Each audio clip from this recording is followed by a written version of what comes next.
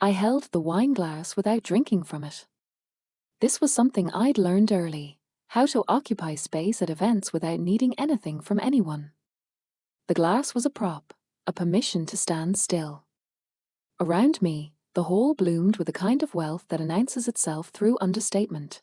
Pale silk linens, crystal that court light in deliberate patterns, the specific hush of people who know their own value. My brother was getting married, and I was here because he'd sent me a handwritten note 3 weeks ago. Just one line. I'd like you to be here. 3 years since we'd spoken beyond obligatory birthday messages.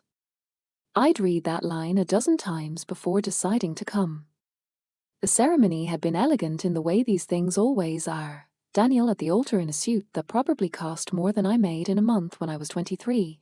Claire walking down an aisle lined with roses that must have required a florist's entire inventory. She had kind eyes. I'd noticed that immediately. She'd also noticed Cynthia's expression when Claire's mother was introduced during the processional, and I'd seen Claire's face register something like discomfort. That small gesture of discomfort made me think my brother might have chosen well, even if he'd chosen to distance himself from me. The reception had been going on for an hour. I'd congratulated Daniel briefly after the ceremony, and he'd hugged me in that stiff way people hug when there's too much time between hugs, when the shape of each other has become unfamiliar. His wife had squeezed my arm and smiled, that kind, observant smile, and said, "I'm so glad you came." She meant it. I could tell because her shoulders hadn't tensed when she said it. Now Cynthia was standing near the center of the room, glass raised, her voice carrying the particular projectile quality of someone used to being heard. She was wearing champagne-colored silk, and she'd had her hair done in a style that required the kind of maintenance most people reserve for special occasions. But Cynthia was always special occasions. She'd been special occasions for the 16 years since she married my father.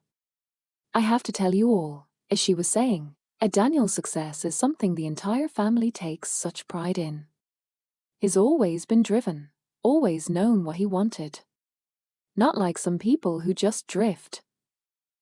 A pause. A laugh that didn't quite land. Isabella, my stepdaughter, she's in the catering business. Or was it a food truck originally? I can never quite remember. It's so sweet, really, how she's kept busy. But Daniel here, as she turned to my brother, and the shift in her face was like a light changing color. He's actually built something real. The silence that followed was the specific silence of people who recognize they've just witnessed something they weren't sure was going to happen. My father laughed, that nervous, quick laugh he developed since Cynthia arrived. It was a laugh that agreed with her without him having to say anything. It was a laugh that made him complicit and small. I looked at Daniel. His jaw had tightened. His new wife's hand had moved to his arm. But he was looking down at his plate, and he didn't say anything. He didn't correct her. He didn't defend me. He just sat there and let the silence settle like a guest that wasn't invited. I finished the wine I hadn't been drinking and set the glass down on a table I was passing. My legs moved me toward the exit before I decided to leave. The hallway was cold. They always keep these places cold, and my heels made sounds on the marble that felt too loud. I was at the valet stand when my phone buzzed. A text from Ethan, my operations manager. Everything's set up in the kitchen? Running a head count. I read it twice, and something in my chest did a strange, disorienting thing. I had to sit down on one of the velvet benches near the entrance. I had to actually sit down and read the message again to make sure I was reading it correctly. Silver Line Events Group had acquired Lux Catering Services 6 months ago. It was a move I'd orchestrated carefully, strategically, to expand our market share in the high-end event space. We'd kept the name for the transition period, kept the staff. The systems, integrated them slowly. The paperwork had been finalized the day before yesterday. The acquisition was technically complete. And the contract for this wedding, Daniel and Claire's wedding at the Whitmore estate, had been signed when Lux Catering was still technically operating independently, but would taken over management 2 weeks ago. The wedding fell under Silverline Events Group. This wedding. This event. This moment where my stepmother had stood up and diminished the only thing I'd built with my own hands. This was a Silverline contract. I called Ethan back instead of texting. The setup is perfect, he said. Kitchen staff is prepped. Service is running on schedule. Everything is. He stopped. Where are you? Outside, I said. I'm coming back in.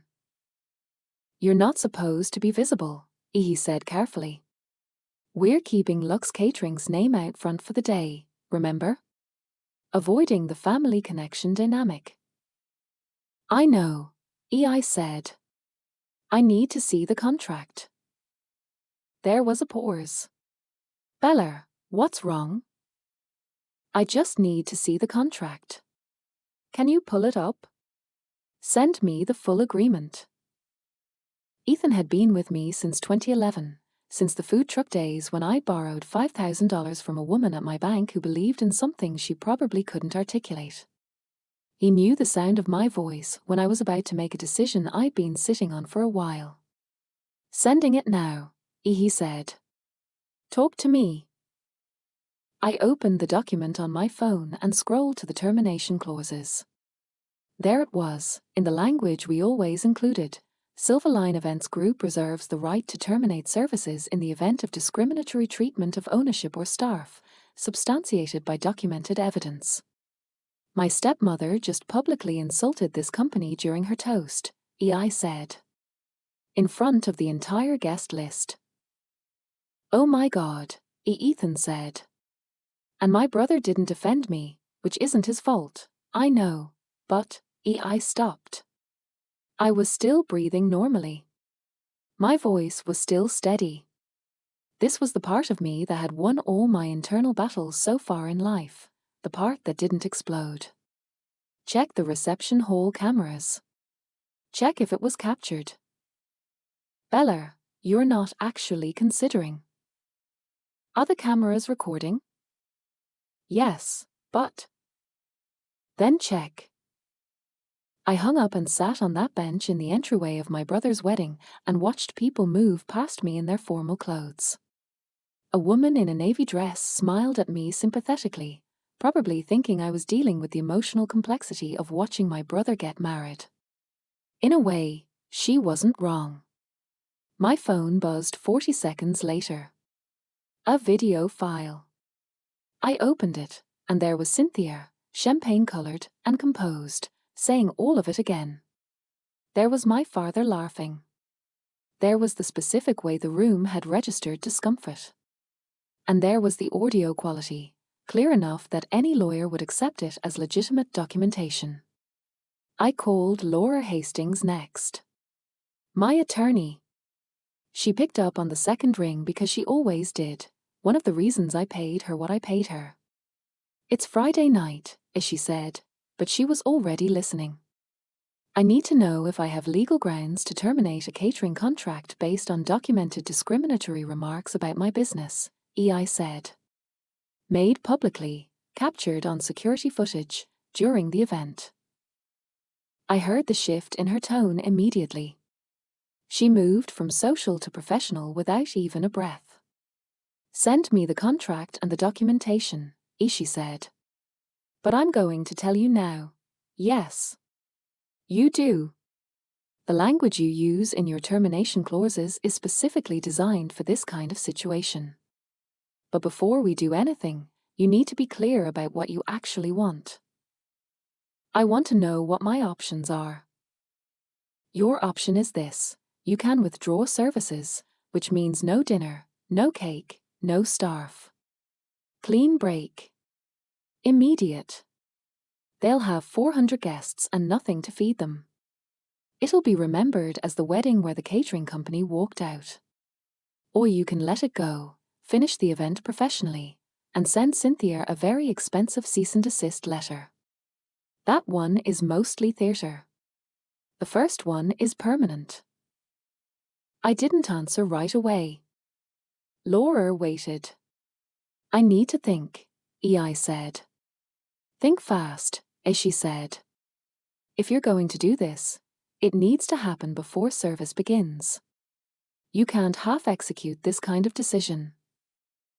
I hung up and sat in the marble entryway of the Whitmore estate and understood, finally, what it felt like to hold actual power in your hands. It was quieter than I'd expected. It was smaller. It didn't feel like triumph. It felt like recognition.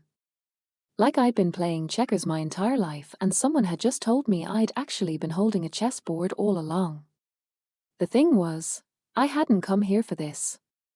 I'd come here because my brother had asked me to.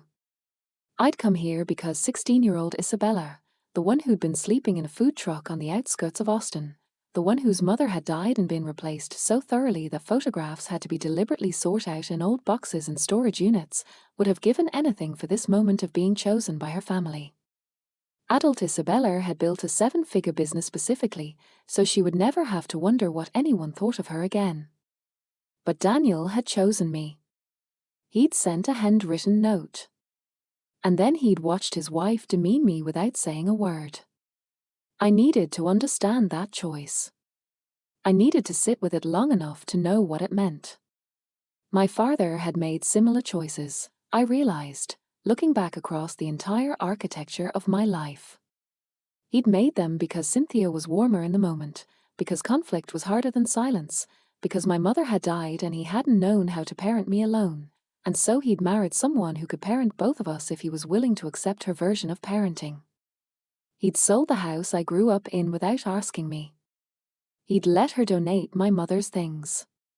He'd let her tell me that my mother's death was in the past, and that I needed to focus on the future while he signed the papers that erased the evidence that my mother had ever lived there at all. He'd made a choice. He'd chosen. And I'd learned very early that the people you love will choose comfort over truth if the comfort is reliable enough. I stood up and walked back into the reception hall. The evening was hitting that strange moment where the ceremony feels far away and the real celebration hasn't quite begun. People were still eating. The band was playing something soft and vaguely jazzy. Everything was still beautiful. Nothing had collapsed yet. I found Ethan in the kitchen. He was wearing the black pants and white shirt we always wore for service. He'd come here to work tonight, not to watch. He was young enough to still believe that work was separate from family, that you could compartmentalize entirely. I'd learned better. What are we doing? He asked when he saw my face. We're finishing the event, I said. We're doing our job perfectly. We're going to feed 400 people, serve the cake, and in the morning, I'm going to review the documentation with Laura and make a decision about next steps. Bella. That's what we're doing, I said. Right now, we're professionals. That's what everyone in there is paying for.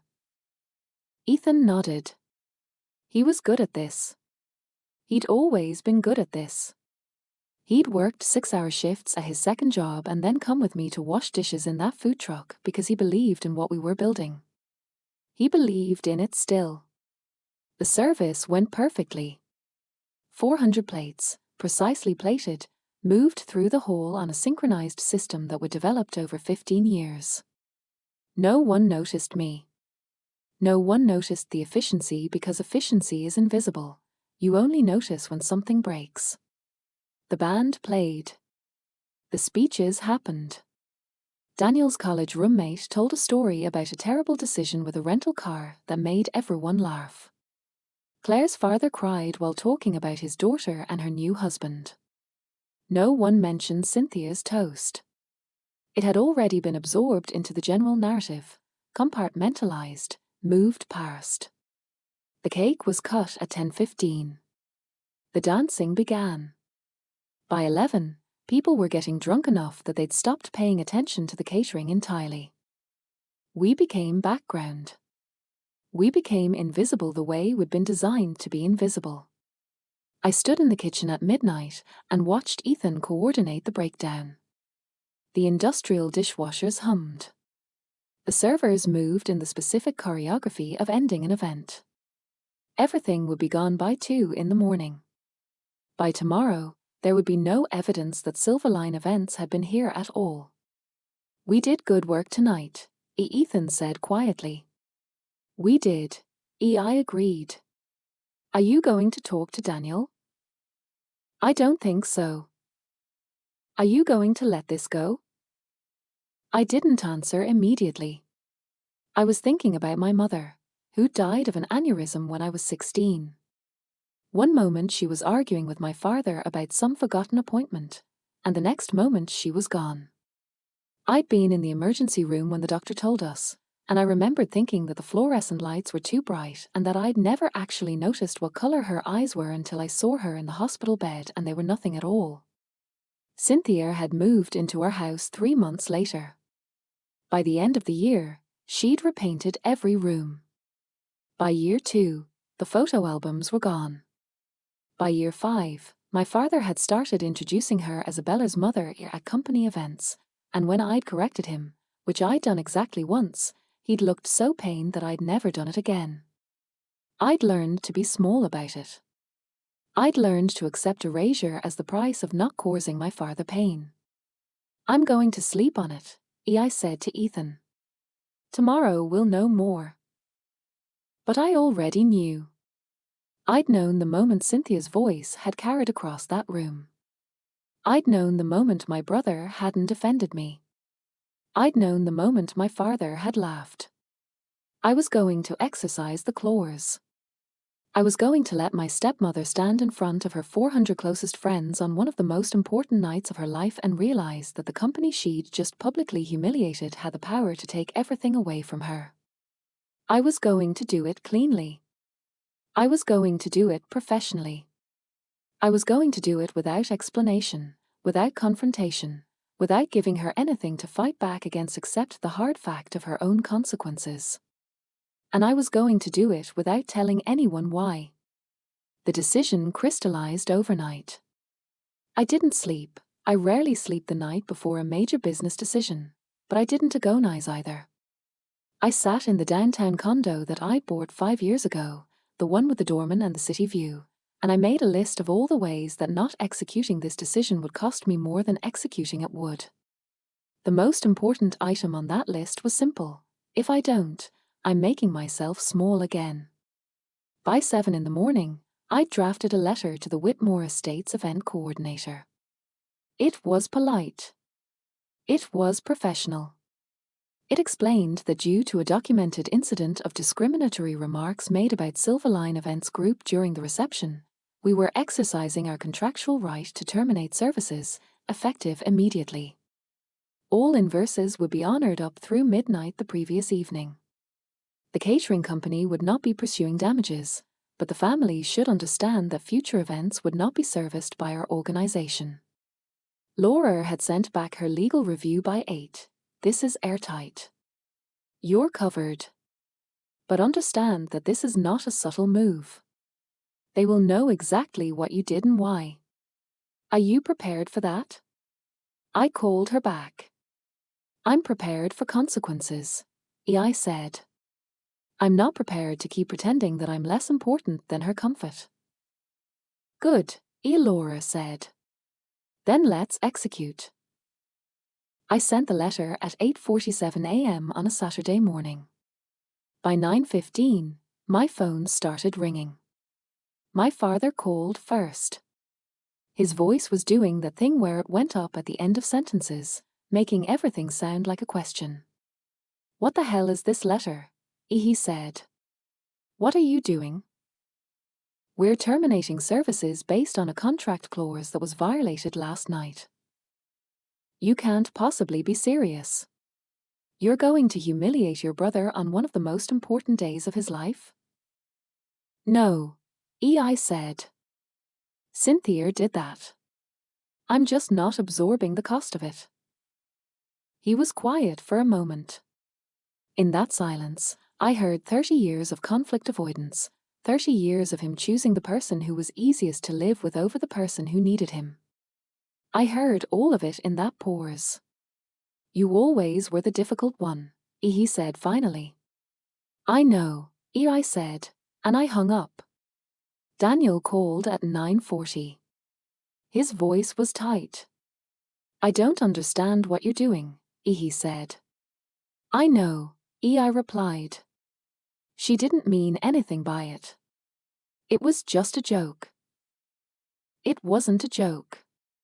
And it doesn't matter whether she meant it. What matters is that it was said, and you didn't stop it. I don't know what you wanted me to do. I was eating dinner.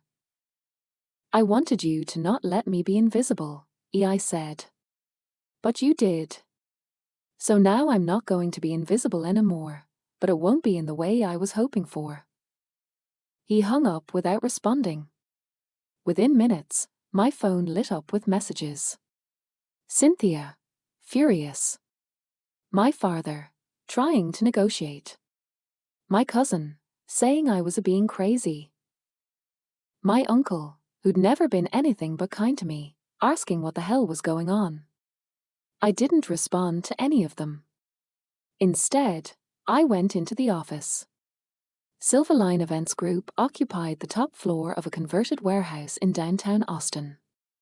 It was exposed brick and floor-to-ceiling windows and a conference room where I taught Ethan how to negotiate with hotel managers, where I trained 40 employees in the philosophy that food and service were about generosity, not performance. Where I built something real, not because I was born into money or networks, but because I'd worked 16-hour days in a food truck and learned every single thing through repetition and failure and incremental success. Ethan was already there, which didn't surprise me. He was always there early on Saturdays.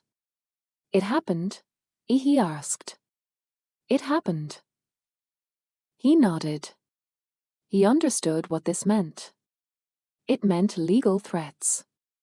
It meant our reputation being questioned. It meant Cynthia Moreno, who apparently had some influence in the Austin social circles, starting a campaign to destroy us.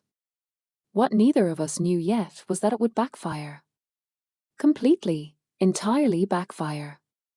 Because the thing about wealthy people is that they gossip, and the thing about gossip is that it contains the seed of truth. By Monday, the story had spread. A tech CEO's stepdaughter had been humiliated at his son's wedding, and when she'd found out that her own company was the catering contractor, she'd walked away. Not with anger. Not with confrontation. Just with contracts and professional courtesy and the message that this was not acceptable. It was the kind of story that played well in tech circles. It was the kind of story that made people uncomfortable, which meant they wanted to talk about it more. By Tuesday, we had inquiries from 3 major corporations asking about our catering services. By Wednesday, someone had posted about it on a local business forum, praising our professionalism in a difficult situation. By the end of the week, we'd booked more events than we usually booked in a month. The press attention was inevitable. A journalist from the Austin Business Journal called and asked if I wanted to comment on the situation. I said no. No comment. Nothing. I let the silence speak for me. My stepmother's campaign to destroy me became, inadvertently, the most effective marketing I'd ever received. Every person she called to complain to was a person who heard a story about a woman who built something herself and then defended it with quiet, professional precision. Every time she positioned me as ungrateful or vindictive, someone who heard that story from her perspective heard it from a different angle, heard a woman choosing not to be taken for granted. Heard a woman with boundaries. 2 weeks after the wedding, Cynthia sent me a letter through her lawyer demanding that I apologize and to make things right with the family. Laura sent back a response that was basically a more formal version of no. 3 weeks after the wedding, my father tried to call me. I didn't answer. He left a voicemail saying that Cynthia had decided to move past this if I was willing to move past my anger. I didn't call him back. A month after the wedding, Daniel reached out. He wanted to talk in person. We met at a coffee shop in downtown Austin, halfway between my office and the suburb where he lived. He looked older than he had at the wedding. He looked like someone who'd realized something that was hard to realize. "I've been talking to Claire," he said before I'd even sat down. "About everything. About our family. About the way Cynthia is. About the way Dad lets her be. About the way I just sat there and said nothing. I ordered a coffee. I didn't say anything. I didn't offend you because I was scared," Daniel said. "And I know that's not a good reason. I know that's a coward's reason. But it's true. I was scared that if I said something, she would turn on me the way she turned on you, and I didn't have the strength to deal with that." "I know," I said. "Are we okay?" he asked. I thought about it. I thought about the 16-year-old girl who'd watched her brother get parented by a woman who was not their mother, who'd watched him receive support and attention and concern while she was left to figure out everything alone. I thought about whether I could forgive him for that, or if forgiveness was even the right word for what I was feeling. "I don't think we're ever going to be close like people are close when they grow up together," I said. "But I think we can be civil. And in time, I think we could maybe be something. Not what we could have been, but something real." Daniel nodded. He looked like he wanted to cry, but he didn't. He just nodded and said, "Thank you." The rest of the year moved forward. I didn't speak to my father. I sent a birthday card to Claire. I liked her, and I thought maybe in a different world, we could have been friends. But in this world, she was tied to a family I decided to keep at a specific distance. Silverline Events Group's revenue increased by 43%. We hired 15 new employees, all of them young people who were working their way through situations I recognized, people who were trying to build something from nothing, who were willing to work until their hands hurt because they decided that their own success was worth more than anyone else's comfort. I established a scholarship program through the University of Texas at Austin's Business School. Every year, I'd interview applicants who were first-generation college students working their way through school. I'd fund 5 of them completely. It was my way of saying, "I see you. I see how hard you're working. You're not invisible." The original food truck, the one I bought with $5,000 borrowed from a woman at the bank who believed in something she couldn't articulate, I'd kept it in a climate-controlled storage unit downtown. It was painted turquoise and silver, with Silverline spelled out in hand-painted letters. Sometimes I drove past it, just to remember. 6 months after the wedding, I had my office redesigned. I took down the framed articles about Silverline's growth, the accolades, and awards.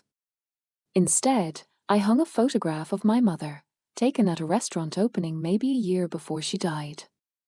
She was laughing at something my father had said, and her hand was on his arm, and she looked like someone who knew she mattered. Cynthia had wanted to erase her. My father had let her. But I was learning that erasure only works if you allow it to. I was learning that memory is a form of resistance. I was learning that the people who matter never really disappear, they just transform into something different. My mother became the reason I'd fought so hard to never be taken for granted. She became the reason I'd built something. She became the reason I knew how to recognize when someone was trying to make me small, and she became the reason I knew I didn't have to accept it. On the anniversary of the wedding, almost exactly 1 year later, I received an email from Claire. She wanted to know if I'd be interested in consulting on her own business venture. She was starting a nonprofit focused on food insecurity in Austin, and she wanted help with the logistics of large-scale meal coordination. She wanted someone who understood that food was about generosity, not just nutrition. I said yes immediately. The evening I said yes to Claire's project, I stayed late at the office. The downtown warehouse was quiet in that specific way it gets after everyone has left, the way buildings have their own breathing, their own settling into the night. I sat at my desk as the sun moved behind the hills west of the city, and I thought about humiliation and power and what it means to choose yourself when everyone you've loved has chosen comfort instead. The thing about revenge is that it's supposed to feel like triumph. Everyone expects it to feel like victory. But standing up for yourself, I'd learned, doesn't feel like anything except relief. It feels like the specific, quiet satisfaction of knowing you didn't make yourself smaller to keep someone else comfortable. It feels like breathing room. The room darkened. I didn't turn on the lights. I thought about Cynthia, who probably still told people at parties that my success was a fluke, that my food truck had been cute and impractical, that I'd gotten lucky. I thought about my father, who probably still didn't understand why I wouldn't just get over it, why I couldn't just let him back into my life the way he wanted, on the condition that I accept his choices, his versions of history, his decision to let me be erased. I thought about Daniel, who was trying, who had understood, finally, what it meant to not defend the person you love when they're being diminished in front of everyone. Who was doing the work of understanding that, who was talking to Claire about his family, who was asking me slowly and carefully for a relationship that wasn't based on childhood connection but on adult respect. And I thought about myself. About the girl who'd slept in a food truck. About the woman who'd stood in the back of a wedding reception and held a wine glass without needing anything from anyone. About the person I'd become, who knew exactly what she was worth and refused to accept anything less. The city lights came on below me. Austin was still small enough that you could see from downtown to the hills. It was still the place where my mother had lived, where I'd grown up, where I'd built something. Cynthia had tried to erase me from this place, or maybe she'd just tried to make me feel small enough that I'd leave. But I hadn't left. I'd stayed and I'd built something big enough that when someone tried to dismiss it, it didn't disappear. It just changed shape, evolved, became more real. I thought about power. Real power, not the kind that Cynthia had, which was the power to humiliate, to erase, to control through social position and access. Real power was the kind I had, which was the power to say no. To set boundaries. To walk away from people who couldn't see my value. To build something so solid that when someone tried to destroy it, they only made it stronger. My phone buzzed. A text from Ethan. Did you respond to Claire yet? I typed back. Yes. Said yes. Good, he wrote back. That's good. It was good. It was more than good. It was the next thing. The way forward. I gathered my things, turned off my desk lamp, and walked out of the office. The elevator moved down through the building, carrying me through the layers of the life I'd built. On the first floor, the doorman held open the door without comment. That was another thing I'd learned to appreciate. People who did their jobs without making it about themselves, without needing recognition for it. There was something clean about that. Something honest. The Texer's night was warm, even this late. I walked down Congress Avenue toward my condo, past the bars and restaurants and galleries, past the people and the noise and the specific electric feeling of Austin at night. This was the city. This was what I'd built in. This was where I belonged.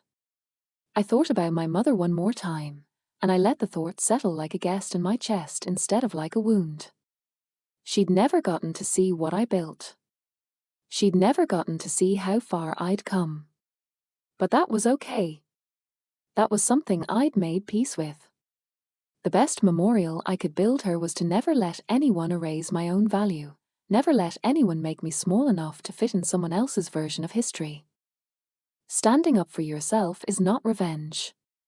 Sometimes it is simply respect. For yourself. For your work. For your memory. For the girl who slept in a food truck and decided that one day she would be the owner instead of just the employee, the person in charge instead of just the person being told what to do. I reached my building and let the doorman open that door too. The lobby was all marble and contemporary art. My condo was on the 32nd floor, all windows and city light and space that belonged entirely to me. I stood at my window for a while, looking out at Austin spreading below me, the hills beyond, the specific beauty of a place built on ambition and music and people trying to change their lives. Tomorrow I'd start the consultation with Claire. Tomorrow I'd probably hear from someone else about something else that needed my attention or decision or strategic thinking. Tomorrow would come, and I would move through it as I'd learned to move through all of my tomorrows, with intention, with boundaries, with the specific knowledge that I mattered and that my work mattered and that no one got to tell me otherwise. For now, I was just going to stand here in my own space, in the dark, and let the city lights fill the room. That was enough. That was everything. That was mine.